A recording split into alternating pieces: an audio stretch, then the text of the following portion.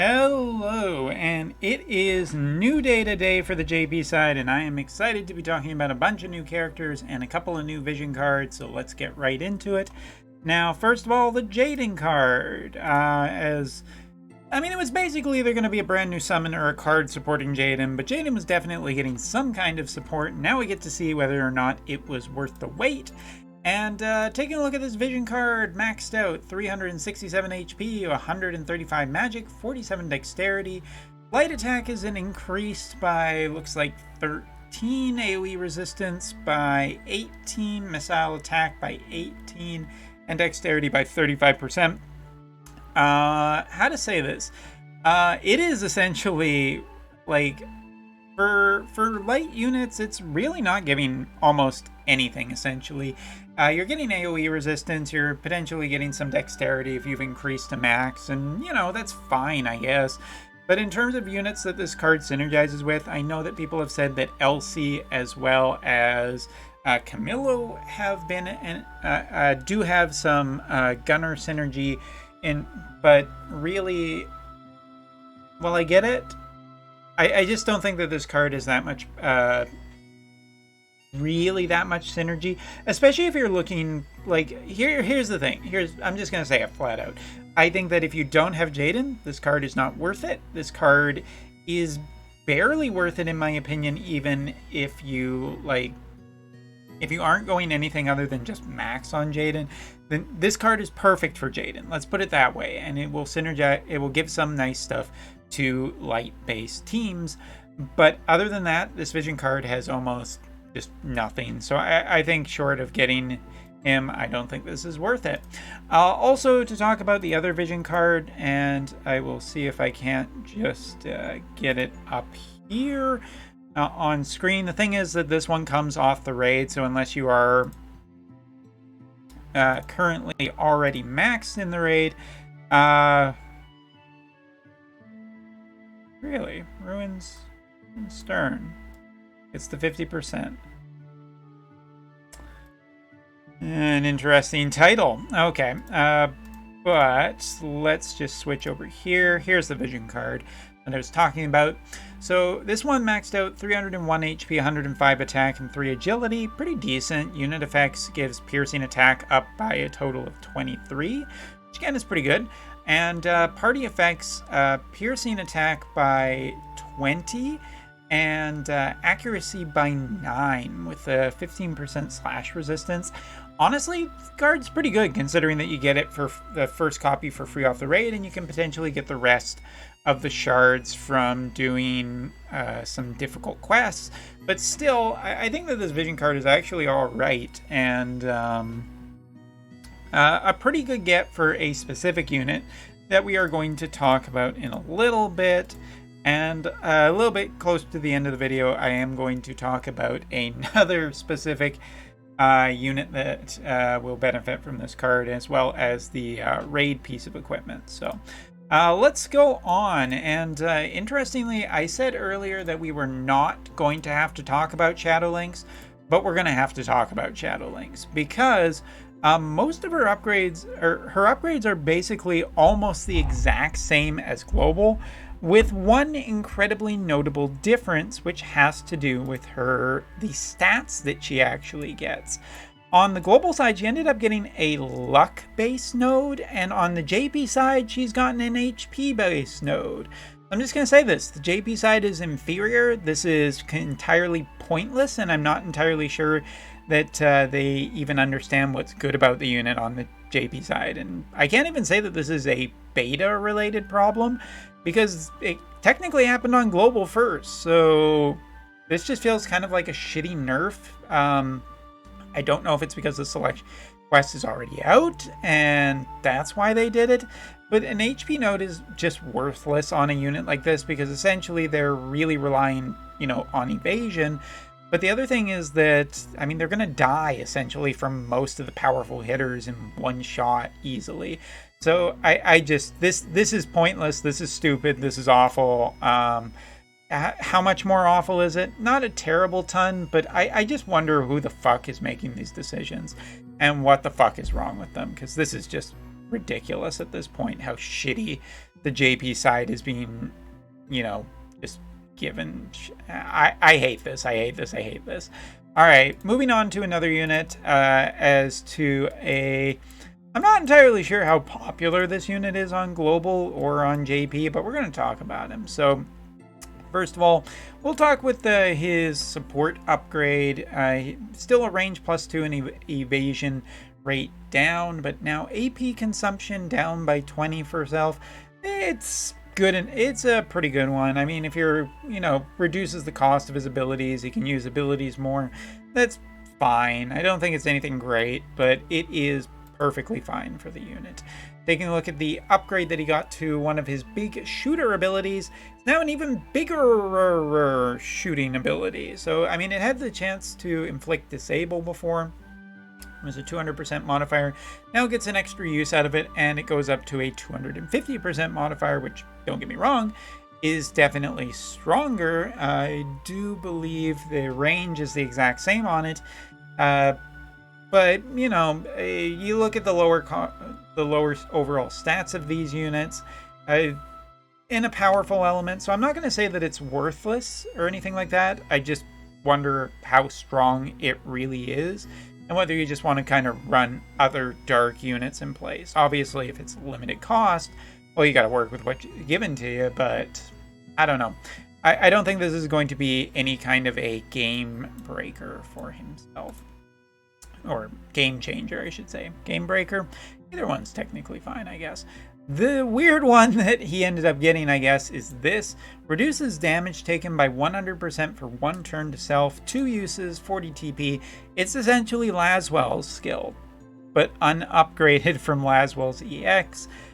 Alright, so I've said this before about this ability. Surviving damage, you know, just making yourself completely survivable. This is way better than what Shadowlynx got on the JP side. And, you know, it does mean that a ranged unit isn't necessarily going to get attacked anytime soon. And with a high damage ability now, maybe, and he's already in a really strong element with strong vision cards, maybe this is enough to actually push him into well, I guess I'm saying that word, but I think that this has a good chance of making him at least somewhat viable in terms of content, where you need essentially shadow-based characters, because he can get away with some powerful attacks, his AP cost is down, and he has a way of just, you know, potentially running away and keeping himself safe. It's interesting. Kind of needed this ability, I guess, a little bit earlier in the story, but maybe that's too spoiler-based or too soon for some people. Either way, I'm actually kind of surprised with how good this unit came out with. I think that overall his EX is just pretty good. It just kind of focuses him into being a damage-based dealer. Gives him a higher damage attack, lower AP costs, and a way to survive. And he will always cast that ability at the start of battle, so seems good to me. Of course, the always obvious issues with gunners exist, very specific maps, and so on and so forth, because his main job, you know, is essentially gunner, and he is thief and red mage, and red mage is just feels but you know, there's synergy here, and I don't want to downplay the fact that I think this unit actually ended up way better than Shadowlynx. While Shadowlynx ended up getting status effects, those are conditional, and Shadowlynx is basing on evade and potentially a higher faith to get those status effects to stick. And with a lower luck on the JP side, I think Shadowlynx ended up being worse of the two. Rairyuu ended up being much better. However, he is not my pick. I guess I'll give some review. Shadowlynx on the JP side, I'm just giving her like a C+. I really am disappointed that they ended up changing that into something worse, and I just don't think that it was necessary at all. In terms of Rairyuu, I'll give him Rairyuu. I'll end up giving him, I think, an A- for, you know, a lower tier unit. There might be something here. I want to kind of see his damage output and how much damage he could theoretically do before I get too excited. But it is, again, with a lot of these EXs for lower tier units, has kind of moved them into being more interesting and potentially actually worth looking into. All right, But the last unit to talk about is Viktora. And how good do I think Viktora is? Well, take a look. She's already she's fully awakened. 70 cost unit, our favorite Ice Dragooness with just a hint of bitch.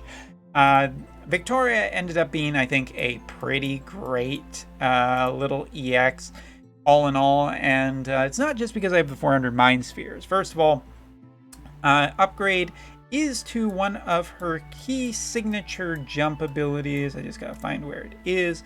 This one, of course, her big jump has big range on it, has a good attack. AP hasn't changed, but now it is reducing defense on the enemy for 3 turns. So it's dealing damage and it's getting through some 25 defense for 3 turns on the target.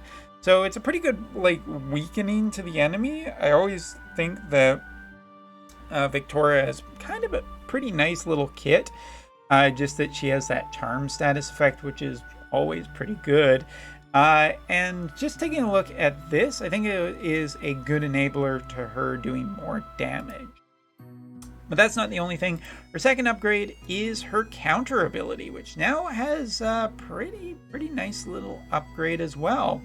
Just gotta find, there it is. So before, of course, it was a 20% chance to counter with absorbing 50% of the HP, but now also has AP drain on it. So if you hit her, there's potentially a chance that you are going to get your AP drained off of the unit in question and being targeted, and it's 15 AP maxed, which isn't amazing. It's not massive, but it could shut down some enemies for some turns. And if you take that into account with her jump reducing defense, she can dish out some pretty good damage. Taking a look at the stats that she ended up getting, more attack, more dexterity, some luck, I think, damage output, and HP into her higher, which makes her a little bit tankier into getting into fights. But of course, the pièce de résistance is always the level 25 ability in this one. Move to unit target panel with 165% damage modifier, 3 uses, 30 AP, and the Grand Kicker is a 25% chance to inflict Frostbite for 3 turns. And as I've said before, Frostbite is a pretty big status effect. It is great. This is also the first UR to end up with this status effect as well. And if you consider that Ice ended up getting very recently getting an incredibly powerful Vision card, Viktora is really looking very strong. Even if necessarily she doesn't have a huge amount of, getting around units, defenses, or anything like that, I do think that well, first of all, there's already currently an Ice Spear that exists, so that's great news. She can shut down units potentially with Frostbite now, which is also very strong. She can lower defense, and she can potentially siphon away AP, making her a, more self-sustainable unit. Overall, I'm really happy with the way Viktora turned out. The only thing that I would put as a caveat is the fact that Lord Mont is a very popular unit on the JP side, and that is a problem, as well as the fact that nowadays we are looking at Glassy, the Anniversary Glassy also being a unit in the game that are basically ends up being 2 very strong fire units. And taking a look at Viktora, she isn't exactly the strongest against magic, and if you combine that with fire magic, that's also potentially a problem. Sure, you can build around it potentially with new equipment that will be coming in the future, but Viktora, she has her weaknesses still. But the chances of her high rolling, especially against a wind-based team, which is a thing on the JP side, I do see a fair number of teams with 2B and Tifa. It really is just, if you can get by Mont, I think that there's some really good power here, and I think she will do well in some content in the future, specifically against maybe some higher tier difficulty stuff, just because of that AP shutdown is really nasty for other units to go up against. But I think she has a potential place still in PvP, PvE. I think that she got a really solid upgrade. So If it wasn't for Lord Mont and Glassy, the new Glassy, I'd probably give her an A+, just because Frostbite feels so dang strong. But in terms of talking about her as a, in a reality setting, I think she's just a solid A. I think she got enough to keep her, what she's doing, going in the future. All right.